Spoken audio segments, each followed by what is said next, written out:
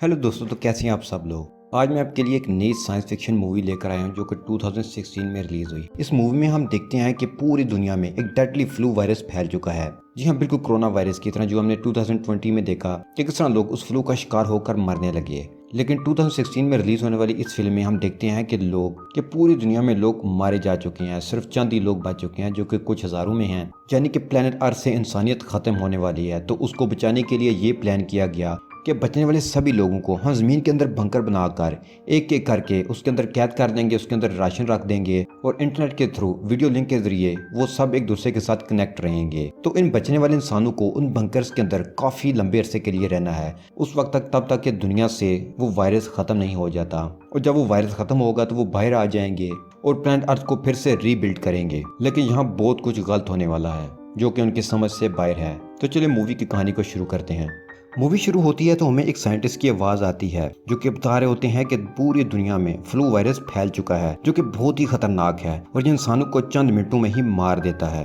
पूरी दुनिया से इंसान खत्म हो चुके हैं, चंद ही लोग बचे हैं। तो साइंटिस्ट किसी भी तरह से इंसानों को बचाना चाहते हैं। यहाँ हम देखते हैं कि बहुत सारे लोग वीडियो लिंक के जरिए एक दूसरे से बात कर रहे होते हैं। तो ये सभी लोग अपने अपने बंकर्स के अंदर हैं जो कि एक दूसरे से काफी ज्यादा फासले पर हैं। ये बंकर जमीन से 30 फुट नीचे हैं और उसके अंदर 70 सालों के लिए सप्लाई है।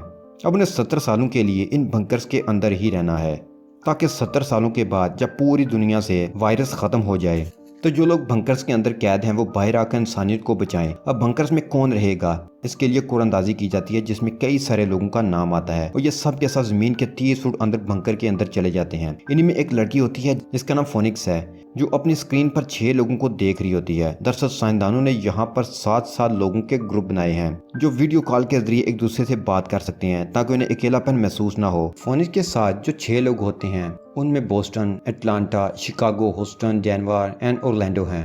उनके ये निक नेम सिटीज के नाम के ऊपर रखे गए हैं जहाँ से वो आए थे।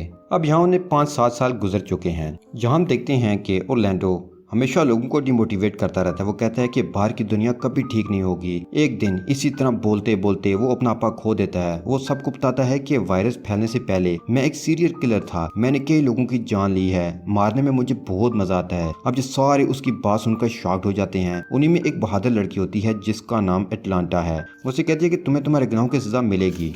अब ये सारे ओरलैंडो से परेशान हो जाते हैं, उससे बात नहीं करना चाहते, वो उसकी शक्ल भी नहीं देखना चाहते। लेकिन जिन लोगों ने ये बंकर्स बनाए हैं उनसे कोई भी राब्ते में नहीं होता। ये 7 लोग एक दूसरे के साथ कनेक्ट रहते हैं। यहीं पर डेनवर नाम का लड़का होता है जो कि IT एक्सपर्ट है। वो कहता है कि अगर तुम चाहो तो मैं इस पूरे सिस्टम को हैक करके ओरलैंडो के कनेक्शन को हमेशा के लिए बंद कर सकता हूँ, मगर मुझे इसमें तुम्हारी सलाह चाहिए। हालांकि सब के सब मान जाते हैं मगर फोनिक्स और ह्यूस्टन इसकी इस बात को नहीं मानते क्योंकि ये एक बहुत बड़ी सजा है। एक बार कनेक्शन काट दिया ओरलैंडो को हमेशा अकेले ही बंकर में रहना पड़ेगा। अगर वो किसी को देखेंगे नहीं, बात नहीं करेंगे तो वो तो बिल्कुल साइको हो जाएंगे और वो सीरियल किलर भी साइको हो जाएगा और बाहर निकलने के बाद वो और भी लोगों को मारेगा। लेकिन ओरलैंडो कहता है कि मैं तुम सबकी शक्लें नहीं देखना चाहता, मेरे कनेक्शन को बंद कर दिया जाए। डेनवर उसके कनेक्शन को बंद कर देता है। रात को फोनिक्स और डेनवर को कॉल करती है और कहती है कि तुम्हें ऐसा नहीं करना चाहिए था। डेनवर कहता है कि कभी कभी जिंदगी में ऐसे काम करने पड़ते हैं जो हम नहीं करना चाहते। डेनवर और फोनिक्स एक दूसरे से प्यार करने लगते हैं। इन सबको यहाँ पर 8 महीने और गुजर जाते हैं। उसके बाद ह्यूस्टन के बंकर में दिन और रात को कंट्रोल करने का जो सिस्टम लगा हुआ है वो खराब होना शुरू हो जाता है और कभी भी दिन हो जाता है और कभी भी रात। दरअसल यहाँ पर स्क्रीन होती है जिस पर रात होने पर रात की तस्वीर आ जाती है और सुबह के वक्त सुबह के सिस्टम में खराबी आने के बाद उसे सोने जागने में काफी तकलीफ हो रही होती है जिसका असर उसके दिमाग पर पड़ना शुरू हो जाता है। यहाँ पर सबको मसरूफ रखने के लिए बोस्टन ने सभी को कोई ना कोई काम दिया होता है, मगर अब आहिस्ता आहिस्ता बंकर के सिस्टम में खराबी आना शुरू हो जाती है। इन सभी को लगता है कि बंकर का जो लाइफ सिस्टम है वो अब खराब होना शुरू हो चुका है, जिसका मतलब ये है कि हम सब मारे जाएंगे।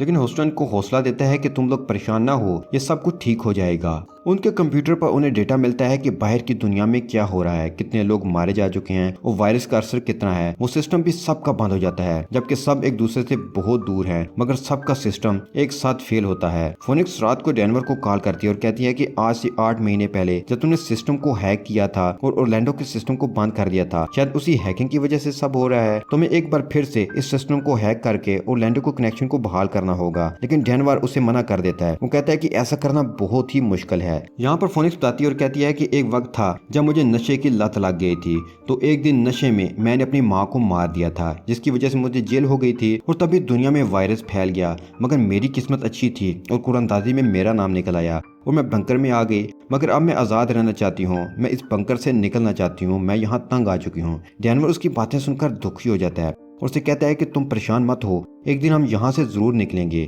और एक बार हम यहाँ से निकल गए तो मैं तुम्हें किसी भी तरह से ढूंढ लूंगा, चाहे तुम्हारा बंकर मेरे बंकर से बहुत दूर ही क्यों ना हो।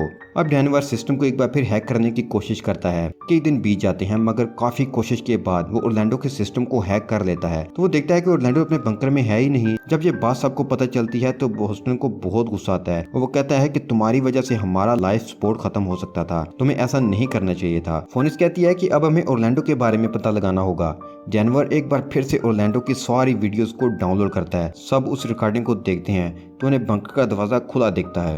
यहाँ हम देखते हैं कि कोई आया और ओरलैंडो को अपने साथ ले गया, मगर ये क्लिप धुंधली होती है इसलिए उन्हें कुछ दिखाई नहीं देता। फोनिक्स को लगता है कि यहाँ से सबको निकल जाना चाहिए, मगर होस्टन इस बात के हक में नहीं होता। वो कहता है कि हम सब इस बंकर में ही महफूज हैं, अगर हम सब बाहर गए तो मारे जाएंगे। हुस्टन का सिस्टम खराब हो जाता है जहां दिन और रात कुछ पता नहीं चलता, जिस वजह से पिछले पूरे एक हफ्ते से वो सोया नहीं। उसकी हालत दिन ब दिन खराब हो रही होती है। वो भी इस बंकर से निकलना चाहता है मगर निकलने का कोई रास्ता नहीं होता। रात को हुस्टन की दिमागी हालत खराब हो जाती है, वो अपने सर को दीवार के साथ टकराने लगता है। तो तभी उसकी स्क्रीन धुंधली हो जाती है और तभी उसके बंकर में कोई आता है और उसे ले जाता है और इन सबको कुछ भी साफ नजर नहीं आता। फोनिक्स सबको कहती है कि हमें अपने अपने बंकर में कुछ ऐसा ढूंढना होगा जिसकी मदद से हम यहाँ से निकल सकें, क्योंकि मुझे यकीन है कि ऊपर कुछ ना कुछ है। इस वक्त अटलांटा अपने बंकर के उस पाइप को तोड़ देती है जहाँ से खाना आता है। वो देखती है कि पाइप की दूसरी तरफ जगह खाली होती है। अब इन सब का शक पूरी तरह से यकीन में बदल जाता है कि यहाँ पर कुछ ना कुछ गड़बड़ जरूर है, क्योंकि अगर बंकर जमीन के अंदर हैं तो पाइप की दूसरी जानब मिट्टी होनी चाहिए, खाली जगह नहीं। सब अटलांटा से सवाल पूछ ही रहे होते हैं कि उसकी स्क्रीन भी धुंधली हो जाती है और उसके बंकर में कोई आता है और उसे वहां से ले जाता है। जब अटलांटा की स्क्रीन साफ होती है तो सब देखते हैं कि वो अपने बंकर में नहीं है, जिससे ये और भी ज्यादा घबरा जाते हैं। यहाँ पर शिकागो जो बहुत ज्यादा डर जाता है उसकी भी मौत हो जाती है और अब 3 लोग रह जाते हैं, फोनिक्स, डैनवर, बोस्टन। यहाँ डैनवर अब इन सब बातों का पता लगाना चाहता है, जिसके लिए वो सिस्टम को हैक करता है, जिससे उसे पता चलता है कि 5 लाख बंकर्स नहीं बनाए गए बल्कि 1000 बंकर्स थे, जिनमें से ज्यादातर खाली हैं क्योंकि बंकर में मौजूद बहुत से लोगों की मौत हो चुकी थी। ये सच्चाई जानकर तीनों डर जाते हैं और तय करते हैं कि कुछ भी करके अब इन बंकर से निकल जाएंगे, मगर कैसे उन्हें कुछ नहीं पता। फोनिक्स अपने बंकर में कुछ तारों को काट देती है जिससे उसके बंकर का दरवाजा खुल जाता है। वो डैनवर और बोस्टन को भी बताती है और वो दोनों भी तारों को काट देते हैं। उनके बंकर का दरवाजा खुल जाता है। फोनिक्स जब अपने बंकर से बाहर आती है तो देखती है कि बंकर जमीन के अंदर नहीं बल्कि उनके सामने एक कॉरिडोर है। तभी दूसरे दरवाजे से हुस्टन और डैनवर बाहर आते हैं। दरअसल उन्हें झूठ कहा गया था कि उनके बंकर एक दूसरे से बहुत दूर हैं, जबकि ये सब आस पास ही थे। उसके बाद ये सब बाहर निकलते हैं जहाँ सूरज की रोशनी है। कई सालों से ये बंकर्स के अंदर थे, इसलिए कुछ देर तक उन्हें कुछ भी दिखाई नहीं देता।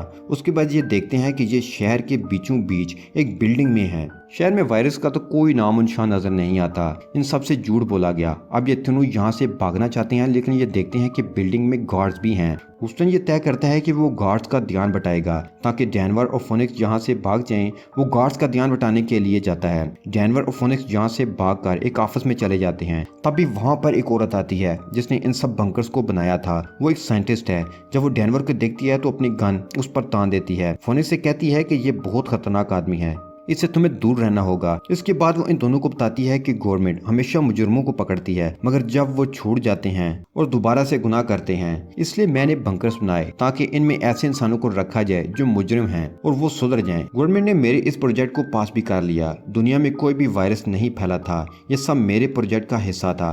मगर 8 महीने पहले जब डैनवर ने सिस्टम को हैक किया तो बहुत सारी फुटेज इंटरनेट पर लीक हो गई, जिससे दुनिया को इस प्रोजेक्ट के बारे में पता चल गया। अवाम ने इस प्रोजेक्ट के लिए याद किया कैदियों को ऐसी सहूलियात नहीं देनी चाहिए, इसलिए ये प्रोजेक्ट कैंसिल हो गया। हमने बंकर्स में उन्हीं 1000 लोगों को रखा था जो सब के सब कातिल थे। और अब वो बताती है कि डैनवर ने 15 लोगों को मारा है। वो एक साइको किलर है। वो लड़कियों से डेटिंग साइट पर बातें करता है, उसके बाद वो उनको अपने पास बुलाता है और मार देता है।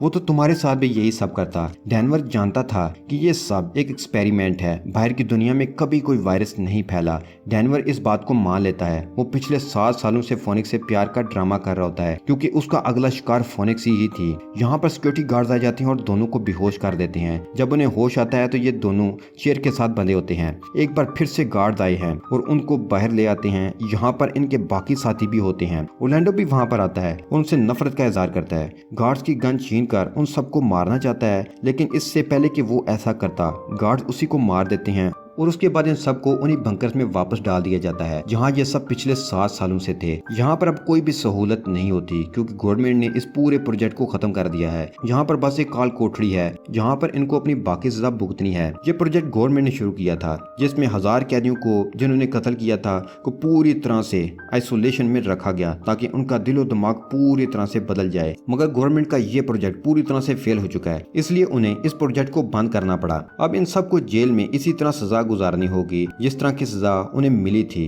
यानी जेल के माहौल में। और यहीं पर यह मूवी खत्म हो जाती है।